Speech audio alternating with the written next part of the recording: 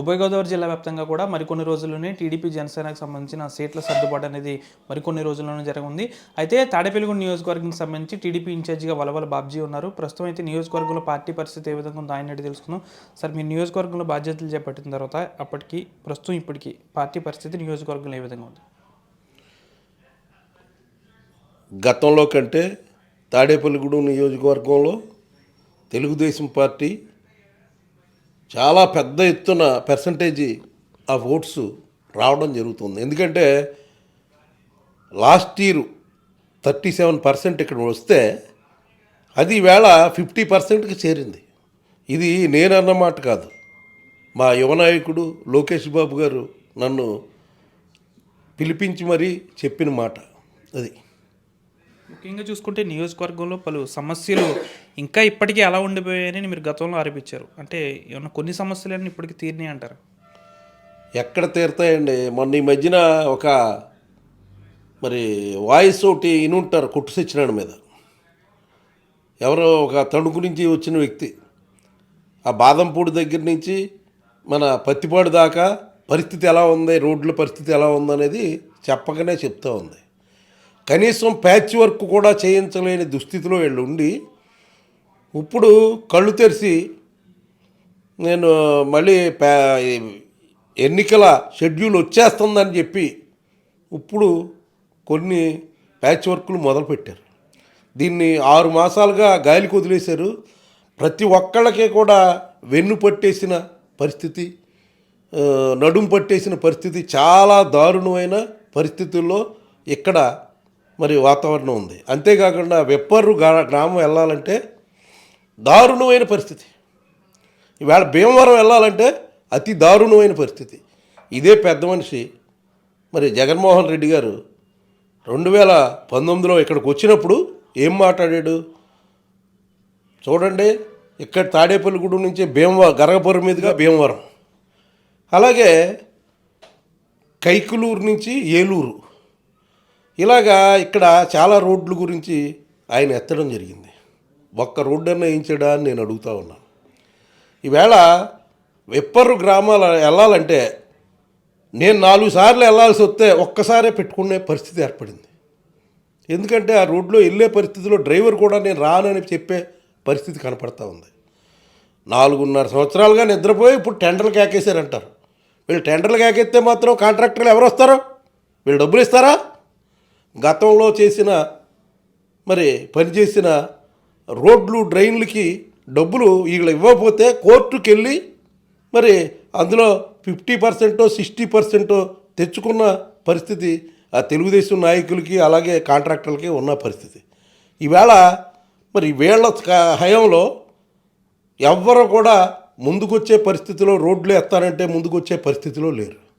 ఏమంటే ఇక్కడ కొట్టు సత్యనారాయణ ఏం చెప్తూ ఉంటాడంటే నల్లజర్ల రోడ్డు అక్కడి దాకా నేను వేయించానంటాడు. ఇది అవాస్తవం. ఎందుకంటే అది 2016లోనే శాంక్షన్ అయింది. 2016-17లో శాంక్షన్ అయింది. దానికి సంబంధించి ఒక బుక్కు నేను ఆర్టీఏ యాక్ట్ ప్రకారంగా డిఈ దగ్గర తీసుకోవడం జరిగింది. ఆ దాంట్లో క్లియర్గా అన్నీ మెన్షన్ చేసి ఉన్నాయి. సెంట్రల్ గవర్నమెంట్ రోడ్డు అది 2018లోనే అది శాంక్షన్ ఆర్డర్ వచ్చేసింది. టెండర్ అయిపోయిన తర్వాత ఈ ప్రభుత్వం దాన్ని నిర్లక్ష్యం పెట్టి మొన్న ఈ మధ్యన ఆ రోడ్డు వేయడం జరిగింది. అంతేగాని ఇతనే వేయించడం ఏంటి? ఇతను రోడ్డే వేయించాడా? ఎక్కడన్నా ఏ రోడ్డు వేయించాడో చెప్పమనండి. గుండెల మీద చేసుకుని ఈ పట్టణంలో 4.5 కోట్ల రూపాయలు పెట్టి ఎప్పుడు సిమెంట్ రోడ్లు, తారు రోడ్లు వేసే పరిస్థితి ఇక్కడ. కానీ ఈయన సొంత లాభం కోసం 50% వచ్చేస్తాయి గ్రావిల్ రోడ్డు వేసే. ఆ 50% నామినేషన్ మీద లాగేస్తాకి 5 లక్షలు 4 లక్షలు ఇలాగా డివైడ్ చేసేసి వర్కుల్ని 4.5 కోట్ల రూపాయలు గ్రావిల్ రోడ్లు చేసిన ఘనత ఎవరికన్నా ఉందనంటే ఈ కొట్టు సత్యనారాయణకు ఉంది. ఈవేళ కౌన్సిల్ లేకపోవడంతో ఇతను చెప్పినట్టుగా జరుగుతూ ఉంటే వీళ్ళు మున్సిపల్ అధికారులు అనేక అవకతవకలకు పాల్పడుతూ ఇక్కడ మున్సిపల్ కమిషనర్ ఒక యానిమల్ హస్బెండరీ దాంట్లో పశువుల డాక్టర్. కానీ ఇతను తీసుకొచ్చి కమిషనర్గా పెట్టుకున్న బుద్ధి తక్కువ మనిషి కొట్టు సత్యనారాయణ. ఈవేళ అతను ఇక్కడ ప్రత్యక్ష దోపిడీ చేస్తున్నాడు. మీరే చూశారు, ఇందాక వెళ్ళి మీరు విజువల్స్ అన్నీ తీసుకున్నారు. అక్కడ నిట్టు ఒక ప్రతిష్టాత్మకమైన వెంచర్, అది ప్రతిష్టాత్మకమైన సంస్థ. అది ఆ సంస్థ పక్కన ఒక నాన్ లేఅవుట్ జరుగుతూ ఉంటే దానికి ఒరిజినల్ డాక్యుమెంట్ ఉందో లేదో తెలియదు. ఒరిజినల్ డాక్యుమెంట్ లేదని చెప్తున్నారు. మరి అది ఏ సైటో కూడా తెలియదు. దాంట్లో రోడ్లు డ్రైన్లు పెడతా ఉంటే మేము అనేక సందర్భాల్లో జాయింట్ డైరెక్టర్కి అలాగే జాయింట్ కలెక్టర్కి అలాగే కమిషనర్కి ఇక్కడ ఇప్పుడు స్పెషల్ ఆఫీసర్గా ఉన్న ఆర్డీఓకి వీళ్ళందరికీ అనేక దఫాలుగా నేను తెలియజేశాను. ఎక్కడా కూడా చర్య తీసుకునే పరిస్థితి లేదు. వాళ్ళు ఏమంటారంటే నేను నోటీస్ ఇస్తాను, ఓ పక్కన ఎక్కడో ఈ బోర్డు పెడతాను అంటున్నారే తప్పితే వాళ్ళు రోడ్లు డ్రైన్లు వేస్తున్నారు కదా, దాన్ని తవ్వేసే పరిస్థితి ఉందా అంటే అదే కనుక ఎవడైనా సామాన్యుడు నాన్ లేఅవుట్ వేస్తే కొట్టు సత్యనారాయణకి డబ్బులు ఇవ్వకపోతే అవి మాత్రం తవ్వేస్తాక మాత్రం వీళ్ళ ఉత్సాహం చూపుతారు. అంటే వీటిపై మీరు కంప్లైంట్ చేసినా ఎందుకు పట్టించుకోవట్లేదు అనుకోవాలి. ఎందుకు డబ్బులు తినేశారండి పూర్తిగా. వాళ్ళ దగ్గర డబ్బులు మేసేసి ఇంచుమించుగా ₹1 కోటి తీసుకున్నాడు కొట్టు సత్యనారాయణ దాంట్లోని. మరి ఇంకా దోసుకోకుండా ఏం చేస్తాడు? వాళ్ళ మీద అధికారుల మీద ఒత్తిడి తెస్తున్నాడు. పైగా ఒక ఇంకా పెద్ద ఆయన ఎవరితోనో చెప్పించారు కూడా. దాంతో ఆర్డీఓ ఇక్కడ వచ్చిన ఆర్డీఓ కూడా మరి ఏంటంటే నేను ఏ సమాధానం చెప్పలేను, నువ్వు దీనికి ఇన్ఛార్జిగా ఉండి నేను సమాధానం చెప్పలేను అంటున్నాడు. మీ దగ్గరే చెప్పలేదు కదా, మీరు అడిగితేనే చెప్పలేదు కదా. ఇది ఆలోచించండి. ఖచ్చితంగా ప్రజలకి మరి ఇలాంటి పరిస్థితుల్లో ఒకవేళ లేఅవుట్ వేసేస్తే నాన్ లేఅవుట్ వేసేస్తే అవి అమ్ముడుపోతే మరి రేపొద్దున్న ప్రభుత్వం మారిన తర్వాత దానికి సౌకర్యాలు ఉండవు. ఒకవేళ అదే మరి విమానాశ్రయ ల్యాండ్ అయితే హ్యాండ్ ఓవర్ చేసుకుంటారు, కొనుక్కున్న వాళ్ళు నాశనం అయిపోతారు. ఇవన్నీ ఆలోచించాలి. నేను ఆయన్ని అడిగాను, నేను కమిషనర్ని, మీరు కనీసం ఆ డాక్యుమెంట్ అన్నా పరిశీలించారా? ఎవరైనా అపార్ట్మెంట్ కట్టుకుని కొట్టు సత్యనారాయణకి డబ్బులు ఇవ్వకపోతే మాత్రం కొలతల కోసం ఒకసారి కాదు 10 సార్లు వస్తారు. దానికి నేనే ఉదాహరణ. నాకు చెందిన ఒక వెంచర్లో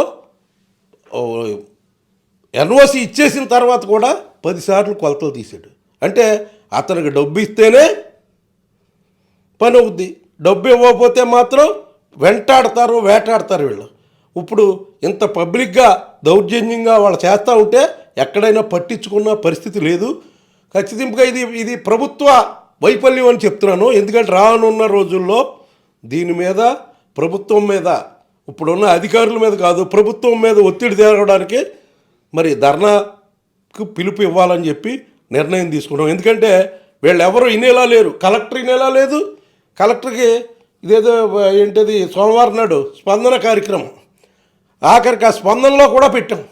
అయినా సరే ఎక్కడా కూడా మరి చర్యలు తీసుకున్న దాఖలాలు లేవు. అంటే ఇవన్నీ కూడా స్థానిక ఎమ్మెల్యే కనుసన్నలోనే జరుగుతున్నాయి. స్థానిక ఎమ్మెల్యే, మంత్రి, ఉప ముఖ్యమంత్రి ఆడికల కనుసరణలోనే జరుగుతున్నాయి. వాడు ఒక అవినీతి తిమింగలం అండి. అది జగన్మోహన్ రెడ్డి గారు వాటాలండి. ఇవన్నీ కూడా చెప్పాలంటే ఇదంతా కూడా పైన ఏమీ తెలియకుండా వీళ్ళకి జరగదు. ఒకవేళ పైన తెలుసుకోలేకపోతున్నారేమో కూడా తెలియదు. ఇది ఏంటంటే కళ్ళెదురకుండా ఎంత దారుణంగా డైరెక్ట్గా చేస్తుంటే ఒక్కొక్కళ్ళు ఎవరో కంప్లైంట్ మేము కంప్లైంట్ ఇచ్చిన పరిస్థితి ఉంది, దాన్ని చేయలేదు. ఇంతకుముందు ఏం చేశాడు? కస్తూరిబా, మహాత్మా గాంధీ ఇక్కడికి వస్తే 2004లో అతను ఎమ్మెల్యేగా ఉన్నప్పుడు దాని మీద కేసు పెట్టాడు, శారదా గ్రంథాలయం అని చెప్పి. దాని మీద కేసు పెట్టి ఇప్పుడు ఎవరో ఆక్యుపేషన్ చేస్తే వాళ్ళ దగ్గర డబ్బులు తీసేసుకుని వాళ్ళ ఆక్యుపేషన్కి సపోర్ట్ చేశాడు.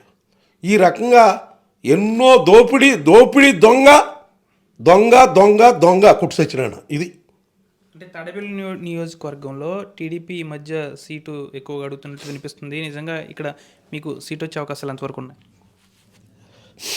సీటు వచ్చే పరిస్థితి అంటే ఇక్కడ 50%, ఇంతకు ముందే చెప్పాను నేను.